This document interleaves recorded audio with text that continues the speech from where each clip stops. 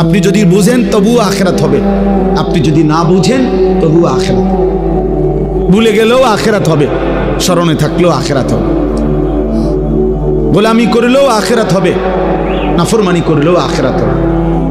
সেজদা দিতে দিতে কেউ আব্দুল কাদের জিলানি হলেও মরে যাবে, নাফরমানি করতে করতে কেউ ফেরাউন নমরুদ হলেও মরেই যাবে। ওয়াজাআত সাকরাতুল মাউত বিল হক যালিকা মা কুনতা মিনহু তাহিদ।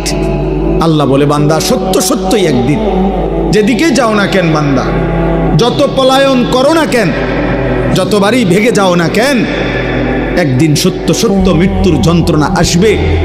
আর মৃত্যুর যন্ত্রণা সাকরাতুল মাউত আল্লাহ কোরআনে ব্যবহার করছেন, তাফসীরের মধ্যে আছে।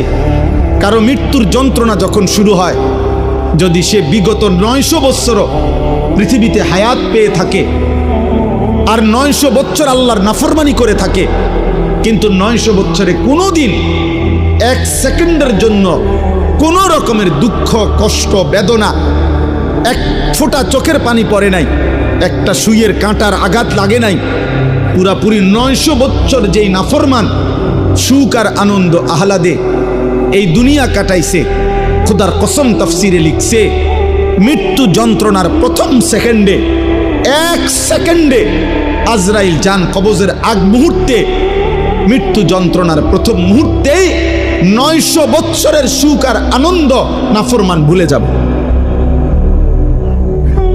ভুলে যাবে, ভুলে যাবে। পরবর্তী সেকেন্ড যদি তাকে জিজ্ঞেস করা হয়, হে আল্লাহর বান্দা, বিগত দুনিয়াটা তো তুমি খুব আরাম এবং আয়েশে কাটাইছিলা, খোদার কসম তখন ওই নাফরমান বলবে, মাওলা সুখ কি জিনিস আমি তার জীবনে কোনোদিন দেখি নাই, অথচ সে সুখেই ছিল। হাদিসের মধ্যে আছে, আল্লাহর নবী সাল্লাল্লাহু আলাইহি সাল্লাম বলছেন, হাসরের ময়দানে প্রত্যেক নাফরমানকে, পাপীদেরকে, দুনিয়া যারা আনন্দ উল্লাস আর ফুর্তি আর হারাম মজা নিয়া ভোগ করছে, আল্লাহ তাআলা ফেরেশতাদেরকে বলবে, পরে জাহান্নামের বাহির দিয়া একটা বার ঘুরাইয়া জাহান্নামের দরজা বরাবর 1 মিনিট বা 10টা সেকেন্ড দরজার বরাবর দাঁড় করাইয়া এরপরে আমার কাছে নিয়ে আসো। বিশুদ্ধ হাদিস। প্রত্যেক নাফরমানকে ফেরেশতারা জাহান্নামের বাহিরে ঘুরাইয়া দরজার সামনে 1 মিনিট বা 10টা সেকেন্ডের জন্য দাঁড় করাবে।